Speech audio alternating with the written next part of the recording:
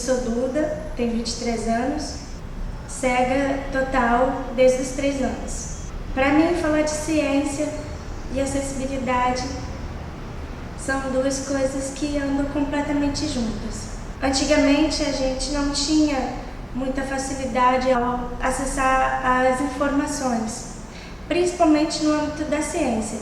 Tinha muitas imagens, difícil encontrar textos, a gente se relacionava mais através do sistema Braille, pessoas com baixa visão tinham dificuldades em encontrar textos ampliados, era difícil achar pesquisas, artigos acadêmicos que falassem diretamente da ciência com a gente. Hoje em dia, através da acessibilidade estrutural, que está ligada diretamente ao âmbito das novas tecnologias, com os smartphones, computadores, leitores de tela avançados, descritores, scanners, impressora 3D, veio facilitar a nossa vida.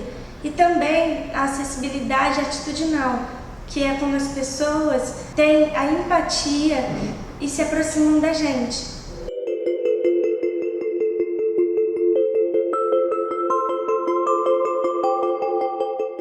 No Brasil, né, a gente tem que levar em consideração que a gente tem um momento, né, um período de pioneirismo, os primeiros projetos que foram feitos, né, no âmbito de museus voltados à questão científica, e que pensaram inicialmente no atendimento de públicos com diferentes deficiências, mas, sobretudo, pessoas com deficiência visual, justamente por serem pessoas que não enxergam ou enxergam, né, somente um resíduo visual por conta, né, dos museus serem espaços de comunicação muito visual. A gente pode considerar como o primeiro projeto, né, o projeto do Museu da Indústria, Comércio, Ciência e Tecnologia, da Secretaria, né, que levava o mesmo nome, do Governo do Estado de São Paulo, que foi criado e dirigido pela Valdisa Rússio, né, uma museóloga paulista. As próprias temáticas das exposições, elas falavam sobre a participação da pessoa com deficiência na sociedade como um todo. Essas exposições, elas contavam com recursos, né, de acessibilidade comunicacional, como textos em braille,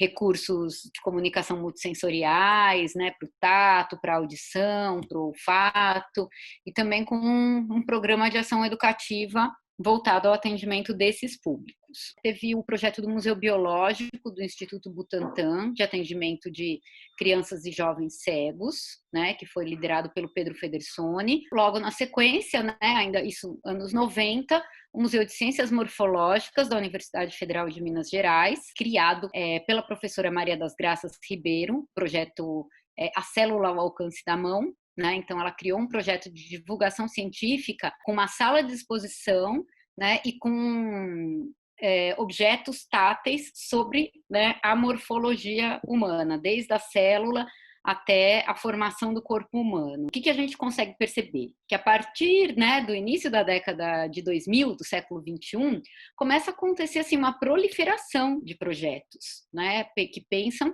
na questão da acessibilidade para as pessoas com deficiência e, sobretudo, para as pessoas com deficiência visual. Né? Então começam a surgir novos programas em alguns museus de ciências, né? Como, por exemplo, no Museu de Microbiologia do Instituto Butantan, então o projeto Microtoque, né? Que pega tudo que a gente só pode ver através do microscópio e cria réplicas 3D ampliadas, né, de vírus, bactérias. Também o Catavento de São Paulo, que foi uma instituição nova, um novo museu de ciências criado aqui na cidade, que começou a ter visitas, né, e algumas exposições temporárias com recursos de acessibilidade para pessoas cegas. A Casa da Ciência, no Rio de Janeiro. O Museu da Vida da Fiocruz, também do Rio de Janeiro. E o Museu da Geodiversidade da Universidade Federal do Rio de Janeiro. Agora, também tem o caso das novas instituições, então, novos museus que foram abertos e já concebidos, né, pensando na questão da acessibilidade. A gente pode considerar, né, nesse caso, o Sabina, né, em São Bernardo do Campo, em São Paulo, o Museu do Futebol, em São Paulo, né, que foi criado em 2009 e é considerado assim, o primeiro museu com, né, todas as dimensões da acessibilidade existentes já desde o seu projeto de criação, então acessibilidade física, comunicacional, né, ação educativa acessível. e também o Museu do Amanhã, no Rio de Janeiro, que também tem características muito semelhantes ao Museu do Futebol.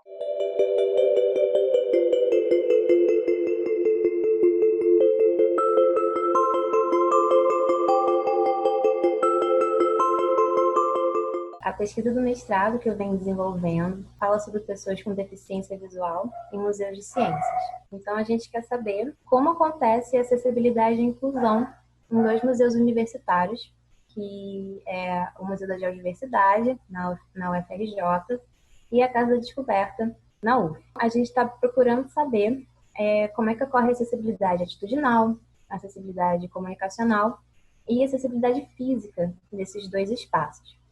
A gente também quer entender se existem barreiras e como essas barreiras estão presentes durante uma visitação e se elas influenciam ou não um visitante a estar mais participativo. A gente está trabalhando com 2 grupos. A gente está chamando o primeiro grupo de pessoas engajadas. Então, são pessoas que têm mais contato com museus, são consultores, são pessoas que visitam mais, então eles têm mais um engajamento maior com museus de ciências.